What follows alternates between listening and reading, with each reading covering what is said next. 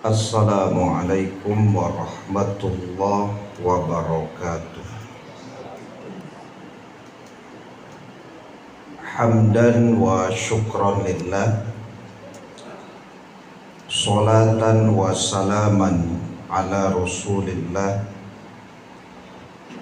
Ashhadu an la ilaha illallah wahdahu la syarikalah, wa ashhadu anna Muhammadan abduhu wa rasuluh la nabiyya ba'dah.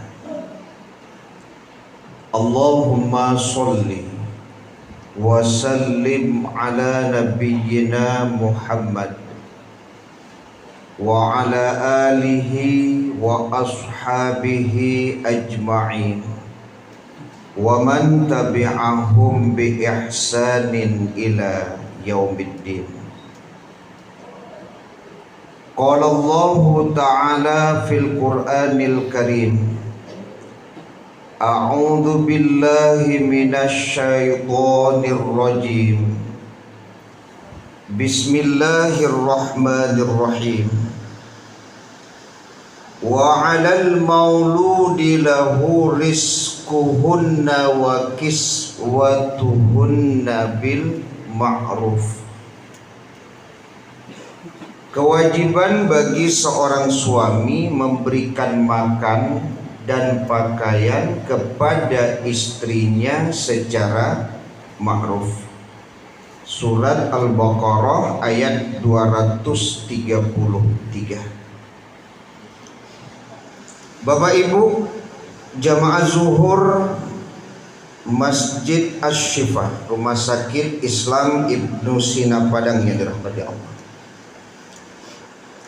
Alhamdulillah, puji syukur kehadiran Allah Subhanahu wa taala atas limpahan taufik dan hidayah Allah. Kita baru saja mendirikan sholat zuhur berjamaah. Kemudian selawat dan salam kepada Nabi kita Muhammad sallallahu alaihi wasallam, keluarga beliau, sahabat beliau, pengikut-pengikut beliau yang mengikuti beliau dengan ihsan sampai hari kemudian. Semoga kelak di hari kiamat kita mendapatkan syafaat dari Rasulullah sallallahu alaihi wasallam. Amin. Bapak Ibu jamaah zuhur yang terhormat, dalam riwayat Bukhari dan Muslim kita baca Hindun bin Utbah, istri dari Abu Sofyan, pernah menemui Rasulullah Shallallahu Alaihi Wasallam dan mengadukan perihal suaminya yang sangat pelit. Kemudian mengambil harta Abu Sofyan tanpa sepengetahuan dari Abu Sofyan. Mungkin hari ini boleh jadi ada juga istri-istri seperti itu, Pak. Ambil seperti awak. Ya tak lo minta izin dulu. Dompet kadang tak letak di saku Sarawak. Dicari lah berkurang seperti. Kemana Pak ini? Mudah-mudahan ibu yang di belakang tidak melakukan hal yang seperti ini. Jadi Hindun menyampaikan hal tersebut kepada Rasulullah. Apakah dia berdosa? Tapi ada catatan di situ, kata Hindun, suaminya pelit, ya, suaminya pelit. Lalu jawaban Rasulullah, khudhi mimmalihi bil ma'ruf ma yakfiki wa yakfi baniki. Ambillah, boleh, ya, ambillah harta suami kamu itu dengan cara yang ma'ruf, ya, yang mencukupi untukmu dan juga mencukupi untuk anakmu. Jadi ternyata dibolehkan oleh Nabi, ya. Tapi ada catatan di situ, suaminya pelit. Ikut suami tidak pilih, tapi orang rumah kau bijo ambil. Ini kok pilih ya, standarnya pelit. Nah, Bapak Ibu jamaah yang dirahmati Allah, ada beberapa pelajaran dari hadis Nabi tersebut. Yang pertama, bahwa kewajiban untuk mencari nafkah atau memberi nafkah itu kewajibannya memang pada suami itu, bukan pada istri. Makanya sekecil apapun yang diberikan suami kepada istri dan anak-anak itu disebut nafkah. Tapi sebanyak apapun penghasilan seorang istri yang dibawanya ke rumah, itu tidak bisa disebut nafkah. Itu hanya tambahan uang belanja namanya.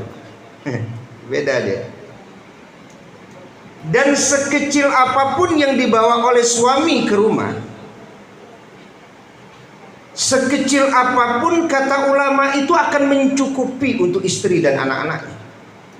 Tapi yakinlah, sebanyak apapun yang dibawa istri ke rumah, karena dia bukan nafkah, maka tidak akan pernah mencukupi kata ulama. Bahkan itu menjadi pangkal persoalan di banyak persoalan dalam rumah tangga. Kalau seandainya kewajiban nafkah itu disandarkan pada istri. Kadang kan adalah suami Pak, sanang zat ya. Kurang rumahnya suruh ukure, ini Pak tanang-tanang zat. Ya, tidak ada keinginan untuk mencari nafkah. Ya. Nah, jadi Bapak Ibu jamaah dirahmati Allah, tadi di surat Al-Baqarah ayat 233 itu ayat yang menjelaskan kewajiban suami untuk memberi makan dan pakaian kepada istrinya. Tapi kan dulu pernah kita bahas Bapak Ibu, jangan kemudian dipahami memberi makan seolah-olah memang sampai masak nasi kan itu. Sehingga tunggu di ruang rumah sampai sore Pak, malah udah belum pulang. Sebab keceknya nan masak nasi ku apa? Nah, ya kan? Jadi istri tinggal makan saja lagi. Tidak tepat kata ulama. Yang tepat itu kewajiban memasak itu ada pada istri. Ya, suami yang mencari untuk dimasak. Itu yang mencari nafkah. Nah, poin yang kedua berkaitan dengan pelitnya Abu Sufyan. Ini ada perbedaan pendapat di kalangan ulama. Memang akan ketemu suami-suami itu yang sebenarnya memang sifat dasarnya itu sudah pelit Pak. Ya, alun babini bananya lah pilih juga Pak. Tambah babini tambah pilih. Kan? Itu memang ada itu sifat dasar. Ya, memanglah bawaan bahwa dia itu pelit. Sehingga ketika berkeluarga memang pelit dia. Tapi kalau pendapat Syekh Shalih Fauzan bahwa Abu Sufyan ini karena dia membantu keluarganya, sehingga yang diberikan kepada istrinya itu jadi tertahan gitu. Ya kan? Dek magih keluarga. Maka untuk istri jadi tertahan. Jadi pelitnya itu bukan pelit menyeluruh ya. Ini kan ada orang kalau pilih menyeluruh kok di mama siapa ini pilih kan itu. Tapi kalau pendapat Syekh Fauzan, Abu Sufyan ini pelitnya itu sama istrinya saja Pak.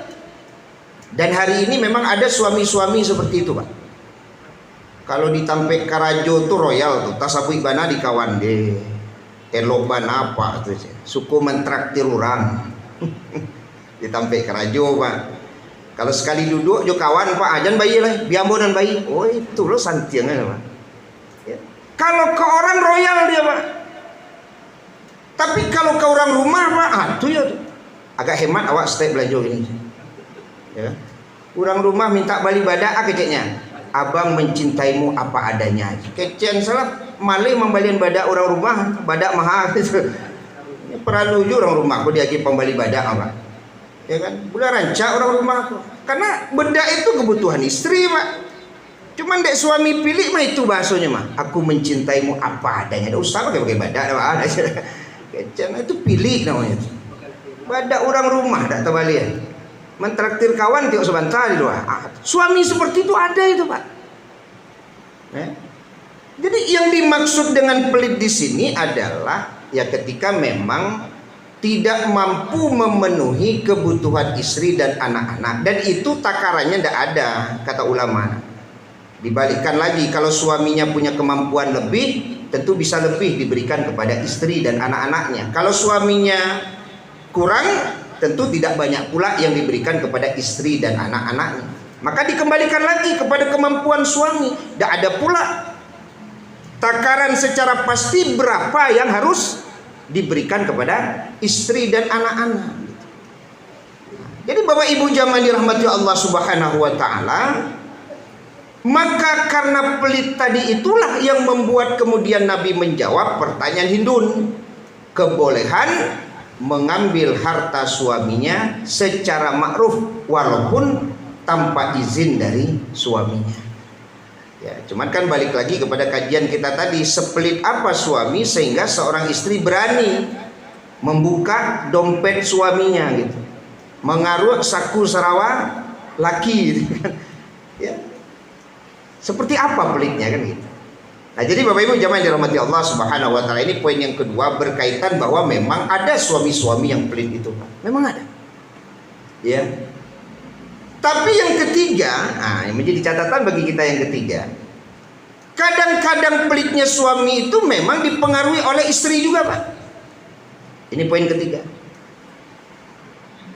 Kan ada seorang ibu yang bilang dulu alun menikah lah itu, elok bananya mengirim tiok sebentar. Tapi setelah menikah, tidak ada yang mengirim-ngirim lah itu. Ya baalok kan mengirim, Pak. Orang rumahnya nyetahan taruh ya. Ya kan? Nyetahan taruh. Mengirim suaminya. Kok modeliku udah mengirim tiok sebentar aja. Ayo abi wak madan tu awak sana cukup. Rajin lo mengirim ke kampung. Makanya ada orang, Pak, sebelum berkeluarga dia tidak pelit. Tapi lah berkeluarga, Pak, kok jadi pilih ya? Itulah san saya, Pak, kalau jadi kepala keluarga jadi pilih dek gara-gara orang rumah. Ya. Mudah-mudahan Bapak Ibu jamaah yang dirahmati Allah Subhanahu wa taala tidak pula dengan sebab kemudian istri seorang suami punya sifat pelit. Nah, jadi Bapak Ibu jamaah yang dirahmati Allah Subhanahu wa taala, itulah poin-poin yang bisa kita petik dari hadis Nabi yang kita baca di awal tadi. Ya, semoga di dalam keluarga itu suami tidak pelit, istri pun Pak paham pula, ya kan? Sehingga kadang-kadang kan ada suami kalau mengirim kepada keluarganya kan, sekali lagi, bara udah kirim saratui, cek orang rumah, maju kuy saratui itu cek. Kok dapet orang rumah model itu ya mantap, maju kuy saratui, kan? Ya, mau tuh kirim dah, kan mantap. Ikut balik, dikirim saratui, banyak banget kirim. Allah mau dulu cukup itu, kan gitu, ya kan. Nah, jadi jamaah dirahmati Allah Subhanahu wa taala, inilah keluarga yang memang harus kita hadapi dalam kehidupan kita. Semoga sekali lagi kita mampu menjadikan keluarga kita keluarga yang sakinah mawaddah warahmah. Subhanakallahumma bihamdika asyhadu an la ilaha illa anta astaghfiruka wa atubu ilaik. Assalamualaikum warahmatullahi wabarakatuh.